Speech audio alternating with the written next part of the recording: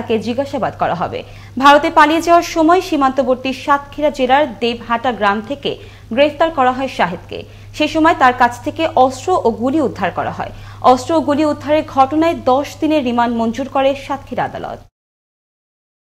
ঈদকে সামনে রেখে গঙ্গাচড়া উপজেলার মর্নিয়া ইউনিয়নে অসহায় দুস্থ মানুষের জন্য কার্ড প্রতি 10 কেজি করে চাল বরাদ্দ দেওয়া হয়েছে।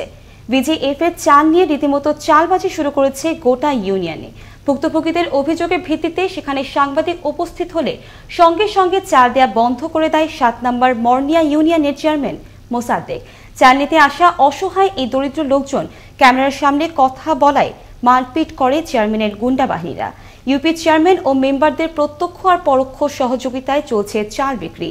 বিজিএফ চাল বিতরণে কঠোর পদক্ষেপ নিতে সরকারকে অনুরোধ জানান স্থানীয়রা।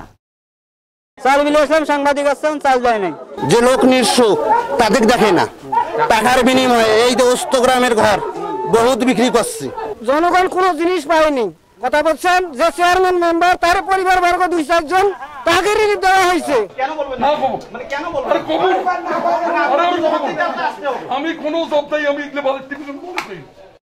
করোনা পরিস্থিতি মোকাবেলায় যুব সমাজের অনন্য অবদানের স্বীকৃতি স্বরূপ ওয়ার্ল্ড বুক অফ রেকর্ডসে গ্লোবাল ল থিঙ্কার সোসাইটির নাম অন্তর্ভুক্ত করেছে। গ্লোবাল ল থিঙ্কার সোসাইটির সভাপতি রাউমান স্মিতা মঙ্গলবার সকালে ঢাকার রিপোর্টার্স ইউনিটিতে আয়োজিত এক সংবাদ সম্মেলনে তথ্য প্রকাশ করেন। এই সোসাইটি যুব সমাজকে সংগঠিত করে করোনা পরবর্তী পরিস্থিতি সামাল দিতেও দেশ ও জাতিকে সহায়তা করতে প্রস্তুত রয়েছে বলে জানান সাধারণ সম্পাদক অ্যাডভোকেট খালেদ মাসুদ মজুমদার। বরিশালের মেহেন্দিগঞ্জ উপজেলার চরগোপালপুর ইউনিয়নে জলবায়ু সহনশীল গ্রামীণ অবকাঠামো প্রকল্পের আওতায় 6 কিলোমিটার নতুন সড়ক নির্মাণ সমাপ্তি সড়কের উদ্বোধন ও মুজিব বর্ষ উপলক্ষে 2 সহস্রাধিক বৃক্ষরোপণ কর্মসূচির উদ্বোধন করেছেন বরিশাল 4 আসনের সংসদ সদস্য পঙ্কজ নাথ। এ সময় করোনার প্রাদুর্ভাবে কর্মহীন হয়ে পড়া সাধারণ মানুষের মাঝে প্রধানমন্ত্রীর খাদ্য উপহার সামগ্রী বিতরণ করা হয়। কুড়িগ্রামে কমতে শুরু করেছে নদ নদীর পানি। পানি কমলেও মানুষের দুর্ভোগ কমেনি। দীর্ঘস্থায়ী বন্যার কারণে ব্রহ্মপুত্র অববাহিকায় এখনো অনেক পরিবার পানিবন্দী হয়ে আছে। যোগাযোগ বিচ্ছিন্নতার কারণে তারা হাট বাজারে যেতে পারছে না। ক্রমে ফুরিয়ে যাচ্ছে গবাদি পশুর খাদ্য। এ নিয়ে চরম দুশ্চিন্তায় রয়েছে তারা। ময়মনসিংহের ভালুকায় করোনাকালীন প্রণোদনা পেয়ে প্রধানমন্ত্রীকে ধন্যবাদ জানালেন মাধ্যমিক ও উচ্চ মাধ্যমিক নন এমপিওভুক্ত শিক্ষকরা। তারা মনে করছেন প্রণোদনার পরিমাণ যেমনই হোক, প্রধানমন্ত্রীর নিকট থেকে এমন প্রাপ্তি পেশাগত জীবনের বড় একটি স্বীকৃতি। ঈদের আগে প্রণোদনার চেক হাতে পেয়ে খুশি নন এমপিওভুক্ত শিক্ষক কর্মচারীগণ। ময়মনসিংহ থেকে রফিকুল ইসলামের ভিডিও চিত্রে ডেস্ক রিপোর্ট। অনেকেই রয়েছেন যাদের শিক্ষকতা পেশার ইতি ঘটতে যাচ্ছে এমপিও বিহীন শিক্ষক হিসেবেই। সংসারের টানাপোড়েন ছাড়াও মানসিক যন্ত্রণা ও হতাশার মধ্য দিয়েই দায়িত্ব পালন করে যাচ্ছেন এ সকল শিক্ষকগণ। মঙ্গলবার নন এমপিও 160 জন শিক্ষক কর্মচারীকে প্রধানমন্ত্রীর পক্ষ থেকে 7 লাখ টাকা প্রণোদনা চেক বিতরণ করে স্থানীয় প্রশাসন। ঈদের আগে প্রণোদনার চেক হাতে পেয়ে উচ্ছ্বসিত শিক্ষকগণ প্রধানমন্ত্রীকে জানিয়েছেন ধন্যবাদ।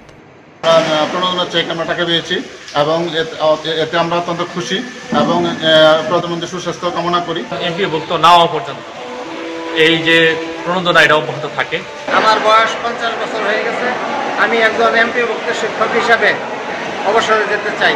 প্রধানমন্ত্রীর প্রতি আবেদন, দয়া করে আমাকে এমপিওভুক্ত করে আমার জীবনের শেষ আশা পূর্ণ করুন। আগামী অধিবেশনে নন এমপিওভুক্ত শিক্ষকদের বিষয়ে সংসদে জোরালো ভূমিকা রাখার কথা জানালেন স্থানীয় সংসদ সদস্য। যেহেতু এই করোনার কারণে 3-4 মাস শিক্ষা প্রতিষ্ঠান বন্ধ ছিল, সবাই ক্ষতিগ্রস্ত হয়েছে। এই দান যাতে অব্যাহত থাকে, আমি আমার পক্ষ থেকে যদি সামনের সংসদ বসে আমি আমার পক্ষ থেকে এই নন এমপিওভুক্ত শিক্ষকদের পক্ষে আমি অবস্থান নিয়ে এবং বক্তব্য রাখছি। করোনাকালীন সময়ে ঈদের আগ মুহূর্তে প্রণোদনার চেক পেয়ে খুশি নন এমপিও শিক্ষকগণ। শিক্ষকগণ বলছেন তারা শেষ মুহূর্তে হলেও এমপিওভুক্ত শিক্ষক হিসেবেই অবসরে যেতে চান। এ বিষয়ে সরকার অবিলম্বে যথাযথ ব্যবস্থা গ্রহণ করবেন এমনটাই প্রত্যাশা শিক্ষকবৃন্দের। মোস্তফা কামাল তোহা, আনন্দ টিভি, ন্যাশনাল ডেস্ক। পটুয়াখালীর কলাপাড়ায় গরুহাটে অবৈধভাবে চাঁদা আদায় করার অভিযোগে আল আমিন ও মাসুম সর্দার নামে 2 যুবককে গ্রেফতার করেছে কলাপাড়া থানা পুলিশ। উপজেলার নীলগঞ্জ ইউপির পাখিমারা বাজারে সোমবার চাঁদা আদায়কালে তাদের গ্রেফতার করা হয়। কলাপাড়া থানার এসআই সুকণ্ঠ বাদী হয়ে 6 জনের নাম উল্লেখ সহ একটি মামলা দায়ের করেছেন। ময়মনসিংহের ফুলবাড়িয়া উপজেলার বৈলাজান গ্রামের চিহ্নিত মাদক ব্যবসায়ী শামীম খন্দকার ও তার স্ত্রী জানাতুল ফেরদৌস সাথীকে গ্রেফতার করে বিচারের দাবিতে মানববন্ধন ও বিক্ষোভ সমাবেশ করে। মঙ্গলবার সকালে শিবগঞ্জ বাজারে এলাকাবাসীর ব্যানারে ঘণ্টাব্যাপী মানববন্ধন শেষে বিক্ষোভ মিছিল বের করা হয়। মানববন্ধনে বক্তারা তাদের গ্রেফতার ও বিচার দাবি করেন। মঙ্গলবার ভোর রাতে র্যাব 12-এর একটি বিশেষ আভিযানিক দল গোপন সংবাদের ভিত্তিতে ভারপ্রাপ্ত কোম্পানি কমান্ডার আমিনুল কবির তরফদারের নেতৃত্বে কুষ্টিয়া জেলার দৌলতপুর থানাধীন মথুয়াপুর বাজার থেকে মাদক ব্যবসায়ী মিজানুর, জুয়েল ও লালন নামে 3 জনকে গ্রেফতার করে। এ সময় তাদের কাছ থেকে 455 বোতল ফেন্সিডিল উদ্ধার করা হয়। আসামিদের বিরুদ্ধে কুষ্টিয়া জেলার দৌলতপুর থানায় মামলা দায়ের করা হয়েছে। গরুর হাট জমে উঠেছে পটুয়াখালীর গলাচিপায়, কিন্তু ক্রেতারা বলছেন না আশানুরূপ দাম। বিক্রি করতে না পেরে মন খারাপ করে বাড়ি ফিরছেন কোনো গরু বিক্রেতা। এমনিতেই করোনাকাল, আয় রোজগার নেই, চিন্তিত সবাই। কেউ তাকিয়ে ভালো দাম পাওয়ার আশায়, গরু বিক্রি না হয় কেউ ভুগছেন হতাশায়, আর ক্রেতারা বলছেন গরুর দাম রয়েছে তাদের অনুকূলে। গলাচিপার প্রতিনিধি সাইম আহমেদের পাঠানো ভিডিও চিত্রে ডেস্ক রিপোর্ট। দেশের দক্ষিণের জেলা পটুয়াখালীর গলাচিপা উপজেলায় প্রতি বছরের ন্যায় এবারও সনাতন ও স্বাভাবিক পদ্ধতিতে খৈল, কুটা, ভুসি ও ভাতের মার খাইয়ে এবং নিবিড় পরিচর্যা কোরবানির জন্য বিক্রিকৃত পশু প্রস্তুত করে রেখেছেন খামার মালিক ও ব্যবসায়ীরা। কিন্তু মহামারী করোনার কারণে ব্যাপক লোকসানের সংখ্যায় রয়েছেন তারা। হাটগুলোতে চাহিদা অনুযায়ী অতিরিক্ত পশু থাকলেও ক্রেতা সমাগম তেমন একটা চোখে পড়েনি। আগের মতো পশুর হাট না বসায় চরম হতাশায় পশু বিক্রেতারা, আর ক্রেতারা বলছেন গরুর দাম রয়েছে শিথিল।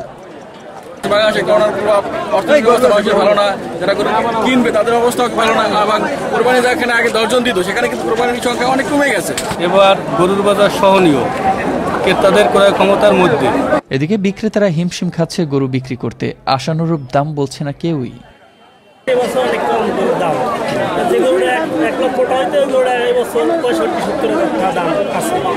অনেক লস হয় আমাকে ওই গরুতে। গরু আমরা পালছি খুব শখ করি, কিন্তু গরুতে আমাকে কোনো লাভবান হইতেছে না, লস হইতেছে। অপরদিকে লোকসানের আশঙ্কা করছেন হাট ইজারাদাররাও।